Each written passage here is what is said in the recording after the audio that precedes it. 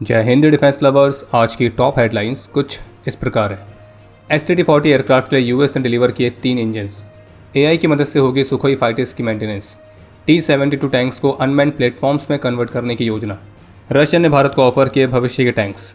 और लश्कर के deputy chief ने आसिम मुनीर और पाकिस्तान के प्रधानमंत्री को एलिमिनेट करने की दी धमकी।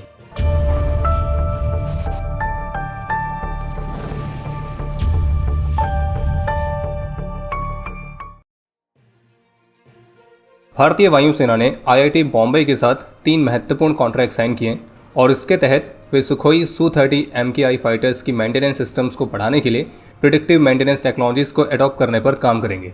और सुखोई फाइटर्स की मेंटेनेंस के लिए प्रिडिक्टिव मेंटेनेंस टेक्नोलॉजी को इंट्रोड्यूस करने का सीधे सा मतलब यह है कि एयरक्राफ्ट के पार्ट्स, इंजन्स तो इनके फेलियर से पहले इनमें आने वाली प्रॉब्लम्स को डिटेक्ट करने के लिए AI और डेटा एनालिसिस का इस्तेमाल किया जाएगा।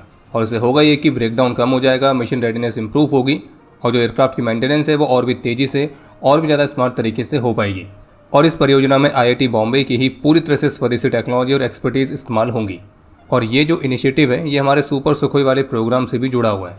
इसके अलावा एक महत्वपूर्ण अपडेट ये है जिसमें हिंदुस्तान टाइम्स की तरफ से रिपोर्ट जारी करके बताया गया है कि अमेरिकन फर्म हनीवेल ने एक लंबे डिले के बाद आखिरकार भारत के STT-40 बेसिक ट्रेनर एयरक्राफ्ट के लिए TB33112B टर्बोप्रॉप इंजन्स का पहला बैच डिलीवर कर दिया है, जिसमें टोटल 3 इंजन्स शामिल हैं। और साथ में इस बात का भी आश्वासन दिया है कि बाकी के इंजन्स की जो सप्लाई है वो अब समय पर होगी, क्योंकि उन्होंने सप्लाई चेन वाले इश्यूज़ को रिजॉल्व कर लिया है। और क्योंकि इंजन की सप्लाई स्टेबल हो रही है तो ऐसे में HAL का उद्देश्य है कि एयरक्राफ्ट की डिलीवरी फास्ट ट्रैक मैनर में की जाए। बाकी जानकारी के लिए आपको बता दें कि लगभग 3 साल पहले भारतीय वायुसेना ने HAL को लगभग 70 STT-40 बेसिक ट्रेनर एयरक्राफ्ट की खरीद के लिए ऑर्डर्स प्लेस किए थे, जिसमें से लगभग 12 एयरक्राफ्ट फिस्कल ईयर 2025-26 तक भारतीय वायुसेना को डिलीवर हो जाने चाहिए थे। लेकिन एक भी एयरक्राफ्ट एयरफोर्स को डिलीवर नहीं किया गया है, क्योंकि जो इंजन्स हैं वही उपलब्ध नहीं थे। बाकी इन एयरक्राफ्ट के लिए US फर्म हनीवेल के साथ टोटल 88 इंजन्स को लेकर 2022 में एक डील साइन की गई थी, जिसकी वैल्यू $100 मिलियन से ज़्यादा है। और इस डील में टेक्नोलॉजी ट्रांसफ़र भी शामिल है।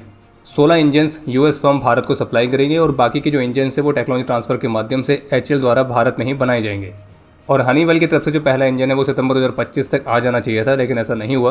बाकी अब जो लेटेस्ट रिपोर्ट है कि 3 इंजन्स डिलीवर कर दिए गए, तो ये कहा जा रहा है कि बाकी के इंजन्स भी 2 इंजन पर मंथ के रेट से डिलीवर किए जाएंगे। बाकी STT-40 एयरक्राफ्ट के 2 सीरीज़ प्रोडक्शन वाले variant already category B engine के साथ उड़ान भर रहे हैं। और STT-40 की जो नई मैन्युफैक्चरिंग फैसिलिटी है तो वो भी एयरक्राफ्ट की डिलीवरीज को तेज करेगी। तो जैसे कि भारत के पास 3600 से अधिक रशियन ओरिजिन के टैंक्स हैं, जिनमें लगभग 2400 के आसपास T-72 हैं और 1200 प्लस T-90 टैंक्स हैं। तो ऐसे में रशिया ने भारत के लिए एक प्रमुख टैंक अपग्रेड वाली डील ऑफर करी है, जिसमें न केवल मौजूदा प्लेटफॉर्म्स को अपग्रेड करना शामिल है, बल्कि इसके अलावा भविष्य के टैंक प्लेटफॉर्म्स को लेकर भी रशिया और भारत के बीच बातचीत चल रही है। और इसके अलावा भारतीय सेना अपने T-72 बैटल टैंक्स को भी और भी अपग्रेड करने पर काम कर रही है, और जिसमें T-72 टैंक्स को एक अनमैन्ड कॉम्बैट प्लेटफॉर्म में कन्वर्ट करने तक की योजना है। और ये जो अपग्रेड है ये T-72 टैंक्स की सर्विस लाइफ को 2030 के बियॉन्ड एक्सटेंड करेगा। और जबकि IISS Asia Pacific regional security assessment की रिपोर्ट के मुताबिक जो भारत है वो अपनी आर्मी को एक large scale conventional combat operations के लिए भी तैयार कर रहा है, क्योंकि भारत के अपने दोनों ही न्यूक्लियर आर्म नेबर्स पाकिस्तान और चीन के साथ काफ़ी लंबे समय से टेरिटोरियल डिस्प्यूट्स रहे हैं। रिपोर्ट में इस बात को भी पॉइंट आउट किया गया है कि इंडियन ओशन रीजन के बियॉन्ड भारत द्वारा एक व्यापक इंडो पैसिफिक रीजन में एक एक्टिव मिलिट्री रोल निभाने की संभावना नहीं है। और अगर ताइवान को लेकर US और चीन के बीच कोई कॉन्फ्लिक्ट होता है तो भारत उस कॉन्फ्लिक्ट में उलझने से बचने की कोशिश करेगा। और भारत के लिए जो सबसे बड़ी चुनौती है वो है चीन और पाकिस्तान के साथ एक तरह की हाइब्रिड सिचुएशन, और जो कि है no war but also no peace, यानी कि ना तो युद्ध हो रहा है लेकिन शांति भी नहीं है। और ये कहा गया कि भारत की जो मिलिट्री डॉक्ट्रिन है वो लगातार इवॉल्व हो रही है, और पाकिस्तान और चीन के साथ अपने पास्ट के ऑपरेशन से भारत कई सारे लाइसेंस लेके अपने आप को लगातार इंप्रूव कर रहा है। भारत बांग्लादेश बॉर्डर के साथ वेस्ट बंगाल गवर्नमेंट ने और भी अधिक आउटपोस्ट और बार्ब्ड वायर फेंसिंग इंफ्रास्ट्रक्चर्स के निर्माण के लिए BSF को 142.79 एकड़्स तक की और एडिशनल लैंड हैंडओवर कर दी है। और वेस्ट बंगाल के मुख्यमंत्री की तरफ से कंफर्म किया गया कि ये जो ज़मीन ट्रांसफ़र की गई है तो ये इस रीजन में बॉर्डर सिक्योरिटी को मजबूत करने के उपायों के तहत है। इसके अलावा कुछ ऐसी भी रिपोर्ट्स देखने को मिली हैं कि भारतीय वायुसेना अपने S-400 एयर डिफेंस सिस्टम के लॉन्चर्स के लिए अब शूट वाइल मूविंग वाले टैक्टिक्स को विकसित कर रही है। और अगर दूसरे शब्दों में कहें तो इसकी मोबिलिटी को इम्प्रूव करने पर काम किया जा रहा है। इसके अलावा एक अपडेट ये है कि आर्मेनिया की मिलिट्री परेड में भारत के कई सारे वेपन्स काफ़ी ज़्यादा आकर्षण का केंद्र रहे हैं, जिनमें भारत के Pinaka multiple launch rocket systems, mounted artillery gun systems, ATAGS, आकाश 1S air defence system, Swati weapon locating radar. और आर्मेनिया अपने मिलिट्री परेड में जिस तरह से भारत के वेपन्स को शोकेस कर रहे हैं, तो इससे भारत के इन प्लेटफॉर्म्स को एक महत्वपूर्ण इंटरनेशनल विजिबिलिटी भी मिल रही है। और आर्मेनिया अभी तक लगभग $2 बिलियन तक की डिफेंस डील भारत के साथ ऑलरेडी साइन कर चुका है। जम्मू कश्मीर के राजौरी में चलाया गया जो एंटी टेररिस्ट ऑपरेशन है, तो वो अपने छठे दिन में प्रवेश कर चुका है।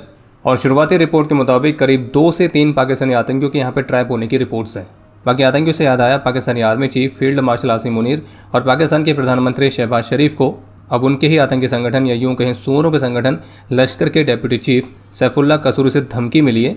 और आसिम मुनीर और शहबाज शरीफ को पब्लिकली उसने वार्न किया है कि अगर यूएस के ऑर्डर्स पर पाकिस्तान ने अगर इसराइल के साथ किसी तरह के संबंध स्थापित करने की कोशिश करी तो फिर उन्हें असैसिनेट या फिर डिस्ट्रॉय कर दिया जाएगा। अब इसका जो कॉन्टेक्स्ट है वो हम आपको थोड़ा सा दे देते हैं अगर किसी को नहीं पता है तो यूएस के प्रेसिडेंट ने अभी हाल ही में सभी मुस्लिम नेशन से इस बात की अपील करी थी कि वे एब्राहम अकॉर्ड को ज्वाइन करें, और इसमें पाकिस्तान को भी कहा गया था।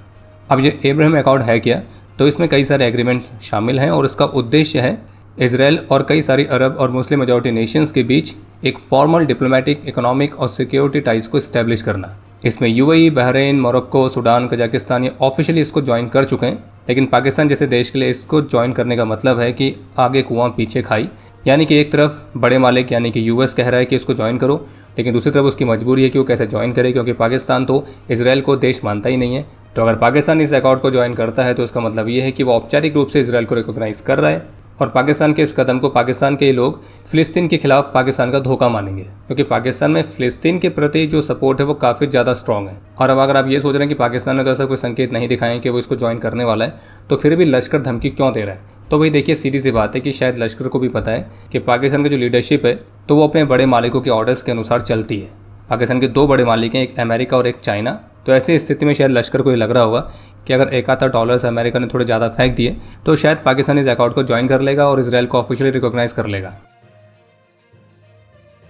अमेरिकन थिंक टैंक CSIS के एक नए एनालिसिस के मुताबिक अभी जो यूएस और ईरान के बीच कॉन्फ्लिक्ट हुआ था, तो इस कॉन्फ्लिक्ट में जो यूएस का क्रिटिकल मिसाइल्स का स्टॉक पाइल है तो वो इस हद तक खाली हो चुका है कि उसको रीबिल्ड करने में लगभग 3 वर्षों तक का समय लग सकता है। और विशेष रूप से टॉमाहॉक, पैट्रियट और थार सिस्टम्स की जो इन्वेंट्रीज हैं वो इस ईरान कॉन्फ्लिक्ट की वजह से बहुत तेज़ी से गिरी हैं।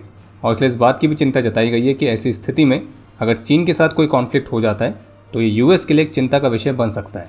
और कुछ इन्वेंट्रीज तो ऐसी हैं जिनको 3 वर्षों से अधिक का भी समय लग सकता है पूरी तरह से रिकवर होने में।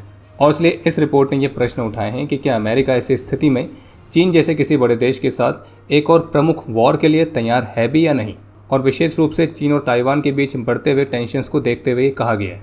हालांकि इस रिपोर्ट के मुताबिक अगर ईरान के साथ कोई वॉर होता है तो ऐसे सिनेरियो में यूएस के पास पर्याप्त मात्रा में म्यूनिशंस हैं, लेकिन जो इन्वेंट्रीज खाली हुई हैं तो वेस्टर्न पैसिफिक में चीन जैसे किसी बड़ी एडवर्सरी के साथ होने वाले कॉन्फ्लिक्ट के लिए कई सारी कमियों को उजागर करती है। और जो बिगेस्ट इशू है वो पैसे का नहीं है, बल्कि वो प्रोडक्शन स्पीड का है, क्योंकि प्रोडक्शन कैपेसिटी को एक्सपेंड करने में समय लगता है, और विशेष रूप से जब आप कॉम्प्लेक्स सिस्टम्स को बना रहे हैं तो। और इसलिए CSIS ने वार्न किया है कि जो स्टॉक पाइल है वो अपने पहले वाले लेवल्स पर आने से पहले इसको कई वर्षों का समय लग सकता है। और जैसे कि चीन बार बार धमकी दे चुका है कि उसकी मिलिट्री को तैयार रहने की ज़रूरत है, क्योंकि अगर ज़रूरत पड़ेगी तो चीन 2027 तक फोर्स का इस्तेमाल करके भी ताइवान को लेने के लिए तैयार है।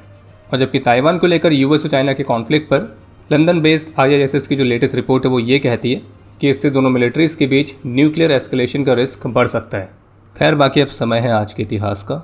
आज के दिन 1999 में ऑपरेशन सफ़ेद सागर के दौरान squadron leader Rajiv Kundir, flight lieutenant Subramaniam, flight sergeant PVNR Prasad और सार्जेंट राजकिशोर साहू ने अपना सर्वोच्च बलिदान दिया था, और हमारे इन सभी वीरों को मरणोपरांत वायुसेना मेडल से सम्मानित किया गया। आज के दिन 1999 में ऑपरेशन विजय के दौरान टोलोलिंग की लड़ाई में नायब सूबेदार लाल सिंह और नायक राकेश चंद वीर गति को प्राप्त हुए थे। और आपके लिए आज का प्रश्न है कि वर्तमान समय में कितने देशों के पास न्यूक्लियर सबमरीन्स हैं। और अब समय है आज के टॉप 3 कमेंट्स का, जो ये रहे आपकी स्क्रीन पर।